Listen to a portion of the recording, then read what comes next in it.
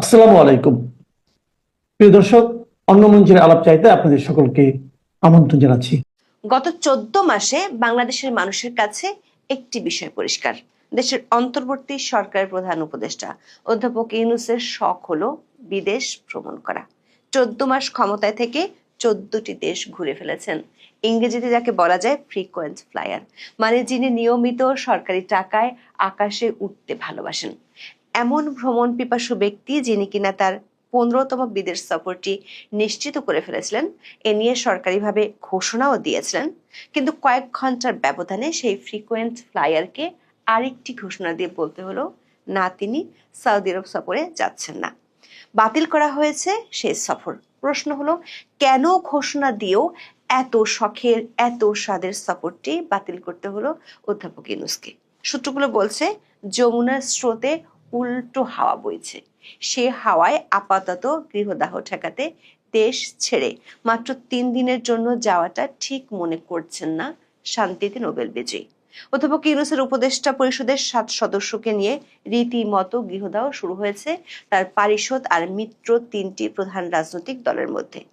এর মধ্যে 6 জন পূর্ণাঙ্গ উপদেষ্টা এবং একজন বিশেষ সহকারী আছেন। এই 7 সদস্যের পতন ঠেকাতে যার পর নাই চেষ্টা করে যাচ্ছেন অধ্যাপক ইউনূস।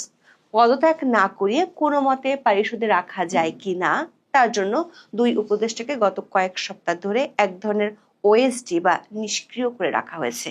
মানে তাদের মন্ত্রণালয় আছে, কিন্তু তাতেও পরিস্থিতি নিজের অনুকূলে আনতে পারেননি তিনি।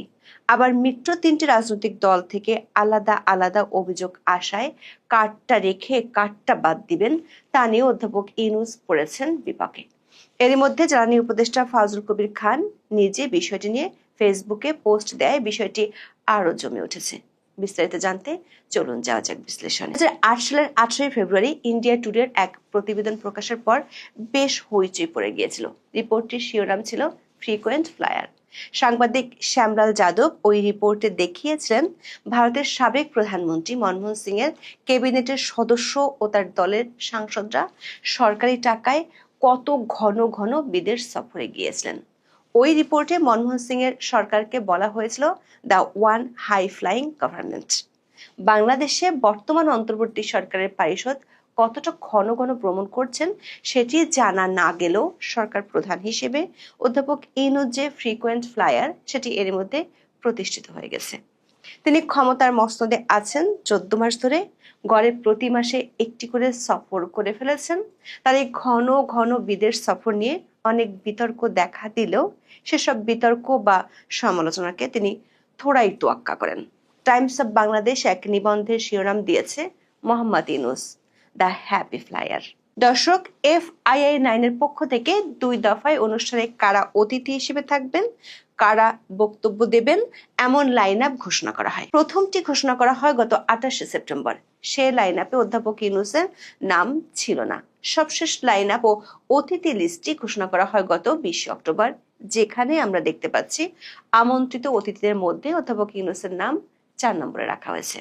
মোট 10 জন ওয়ার্ল্ড লিডারের মধ্যে সরকার প্রধান হিসেবে বাংলাদেশের অন্তর্বর্তী সরকার প্রধান ছাড়াও রুয়ান্ডা আর সিরিয়ার প্রেসিডেন্টের যোগ দেওয়ার কথা রয়েছে। দর্শক, যেহেতু 20 অক্টোবর FII-9 এর পক্ষ থেকে অতিথিদের তালিকা ঘোষণা করা হয়েছে, তার অর্থ হলো অধ্যাপক ইউনূস যে এই সফরে যাচ্ছেন তা আয়োজকদের আগে থেকেই নিশ্চিত করা হয়েছিল। বাংলাদেশের গণমাধ্যমগুলোর খবরে বলা হয়েছে, ইতিমধ্যে সফর সংশ্লিষ্ট একটি আন্তঃমন্ত্রণালয় বৈঠক অনুষ্ঠিত হয়েছিল এবং প্রাথমিক সময়সূচি চূড়ান্ত করা হয়। 23 অক্টোবর প্রেস উইং থেকে নিশ্চিত করা হয় অধ্যাপক ইউনূস সৌদি আরব যাচ্ছেন।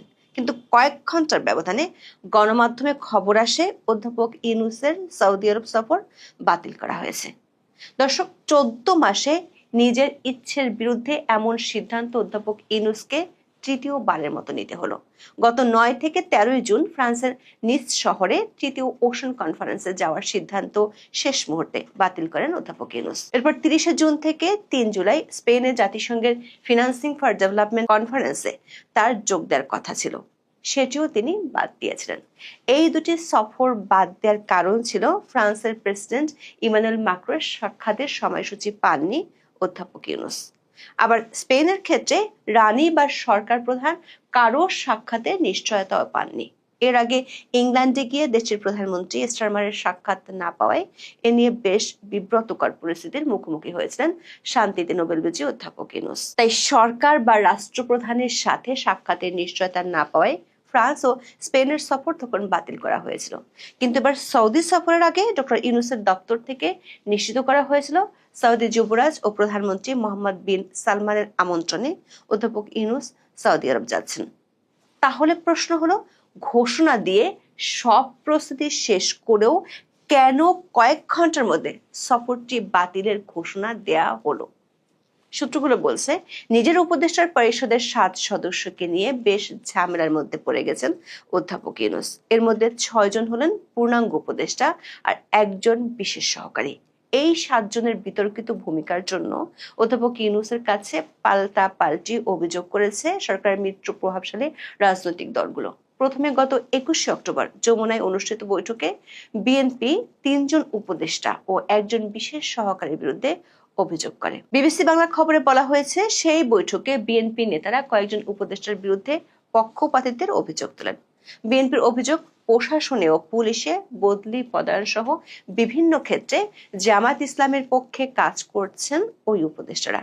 বিবিসি বাংলা বলছে, বিএনপি সেই বিতর্কিতদের তালিকায় 1 নম্বরে রয়েছেন জ্বালানি উপদেষ্টা ফাউজুল কবির খান।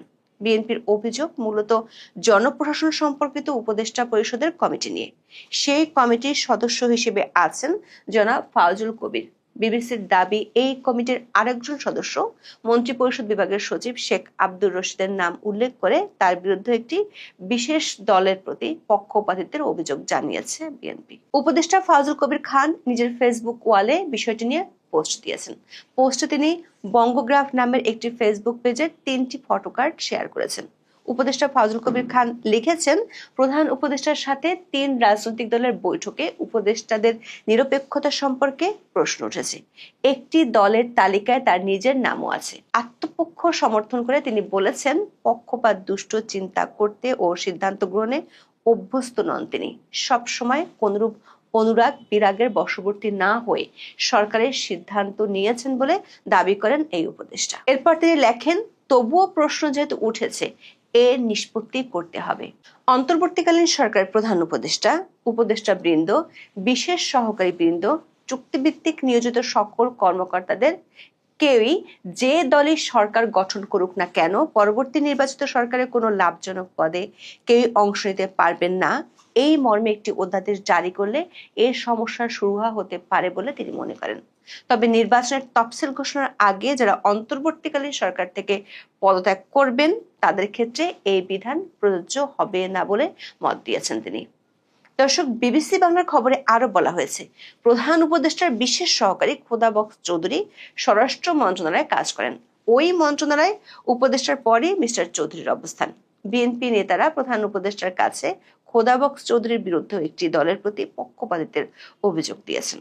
দৈনিক প্রথম আলোর এক খবরে বলা হয়েছে, তথ্য উপদেষ্টা মাহফুজ আলম এবং স্থানীয় সরকার উপদেষ্টা আসিফ মাহমুদ সজীব ভুঁইয়ার দিকে আঙ্গুল তুলেছে বিএনপি। এদের 2 জনকে সরিয়ে দিতে বলা হয়েছে। তবে এসব উপদেষ্টা ও বিশেষ সহকারীর সাথে বিবিসি বাংলা ও প্রথম আলোর পক্ষ থেকে যোগাযোগ করা হলেও কোনো সাড়া মেলেনি। বিএনপির বন্ধু থেকে এখন শত্রুতে পরিণত হওয়া জামাত ইসলামীও পরদিন অধ্যাপক ইউনূসের সঙ্গে বৈঠকে গিয়ে কিছু উপদেষ্টার বিষয়ে তাদের আপত্তি জানিয়েছে। বিবিসি বাংলার খবরে বলা হয়েছে, জামাতের অন্য একাধিক নেতার সঙ্গে কথা বলে সংবাদ মাধ্যমটির কাছে মনে হয়েছে অর্থ উপদেষ্টা সালাউদ্দিন আহমেদ সহ কয়েকজন উপদেষ্টার ব্যাপারে তাদের আপত্তি রয়েছে। সরকারের একাধিক সূত্র থেকে জানা গেছে, জামাত ইসলামী আইন উপদেষ্টা আসিফ নজরুল এবং পরিকল্পনা উপদেষ্টা ওয়াহিদুদ্দিন মাহমুদের ব্যাপারে তাদের আপত্তির কথা জানিয়েছে। জামাতের নেতা মনে করেন, এই 3 উপদেষ্টার সাথে বিএনপির ঘনিষ্ঠ যোগাযোগ রয়েছে এবং তারা বিএনপির হয়েই কাজ করছেন। বুধবার জামাতের পরপরই এনসিপি গিয়েছিল প্রধান উপদেষ্টার সরকারি বাড়ি যমুনায়। তারাও তাদের অপছন্দের উপদেষ্টাদের নিয়ে নালিশ জানিয়ে আসে।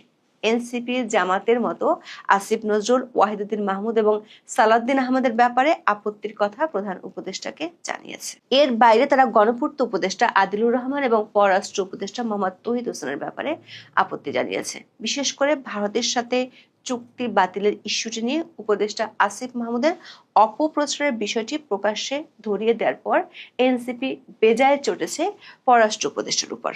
তবে এনসিপি চায় না কোনোভাবেই তাদের দুই ছাত্র উপদেষ্টাকে অধ্যাপক ইউনূস বাদ দিক। দলটির একটি সূত্র বলছে, এনসিপি দুই ছাত্র উপদেষ্টার বিষয়টি নিয়ে বিএনপির সাথে নেগোসিয়েশনের চেষ্টা করছে। এরই মধ্যে কিছুটা সফলও হয়েছে। দুই ছাত্র উপদেষ্টা যদি আগামী নির্বাচনে অংশ নেয় তাহলে তাদের জন্য দুটি আসন বিএনপি ছেড়ে দিতে পারে। প্রথম আলোর এক খবরে বলা হয়েছে, ছাত্র প্রতিনিধিদের কেউ না কেউ উপদেষ্টা পরিষদে শেষ পর্যন্ত থাকুক, এটা চান ছাত্র উপদেষ্টারা। তারা মনে করছেন না থাকলে উপদেষ্টা পরিষদে কেউ কেউ তাদের বিরুদ্ধে ষড়যন্ত্র করতে পারে।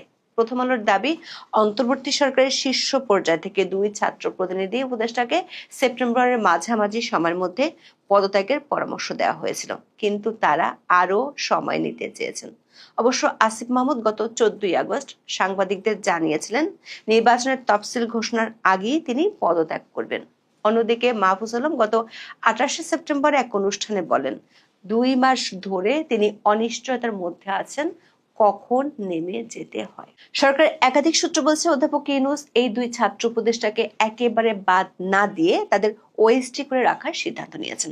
যেমন গত 21শে অক্টোবর পরিকল্পনা উপদেষ্টা ওয়াহিদুদ্দিন মাহমুদকে সভাপতি করে তথ্য ও সম্প্রচার মন্ত্রণালয় সংক্রান্ত উপদেষ্টা পরিষদ কমিটি গঠন করেছে সরকার। এই কমিটির প্রজ্ঞাপনে যে কথাগুলো বলা হয়েছে তেমন নজির অতীতে কখনো দেখা যায়নি। বলা হয়েছে, 5 সদস্যের এই কমিটি তথ্য ও সম্প্রচার মন্ত্রণালয়ের আওতাভুক্ত বিষয়ে সরকারকে পরামর্শ দেবে। কমিটি প্রয়োজনে যে কোনো কর্মকর্তাকে কমিটির কাজের জন্য সহায়তা দেওয়ার নির্দেশ দিতে পারবে। আর তথ্য মন্ত্রণালয়ের কাজ হবে সার্বিক দায়িত্ব পালন করা।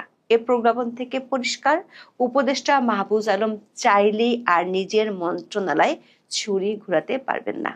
তিনি শুধু সরকারের চাওয়া মতো নির্দেশগুলো বাস্তবায়ন করবেন। সূত্রগুলো বলছে, এনসিপির অনুকূলে সম্প্রতি কয়েকটি টিভি চ্যানেলের লাইসেন্স দেওয়ার পর থেকে উপদেষ্টা মাহফুজ আলমের বিরুদ্ধে বেশ কয়েকটি অভিযোগ প্রধান উপদেষ্টার দপ্তরে জমা পড়ে। আরেক ছাত্র উপদেষ্টা আসিফ মাহমুদের বিরুদ্ধে বহু আগে থেকে অনেক অভিযোগ জমা পড়লেও অধ্যাপক ইউনূস কর্ণপাতই করেননি। কিন্তু গত কয়েক মাস ধরে আসিফ মাহমুদ কার্যত নিষ্ক্রিয় হয়ে আছেন নিজের মন্ত্রণালয়ে। তার মন্ত্রণালয়ের জরুরি ফাইলগুলো পড়ে আছে প্রধান উপদেষ্টার দপ্তরে। দর্শক, ইউনূস সরকার যাদের সম্মতিতে গঠিত হয়েছিল তারাই এখন উপদেষ্টা পরিষদের সদস্যদের নিয়ে আপত্তি তুলেছে। এ কারণেই সমস্যাটিকে জটিল মনে করছেন অধ্যাপক ইউনূসের ঘনিষ্ঠজনরা। কিন্তু এভাবে সাময়িক ঠেকা দেওয়া পদ্ধতিতে নিজের ঘনিষ্ঠজনদের কতদিন টিকিয়ে রাখতে পারবেন অধ্যাপক ইউনূস, সেটাই এখন দেখার বিষয়। আগামী মাসে তার একটি বিদেশ সফরের কথা রয়েছে, সেটুকু কি বাদ দিতে হবে? এখন এ পর্যন্ত। সবাই ভালো থাকুন, সুস্থ থাকুন, নিরাপদে থাকুন। দেখা হবে আগামী পর্বে।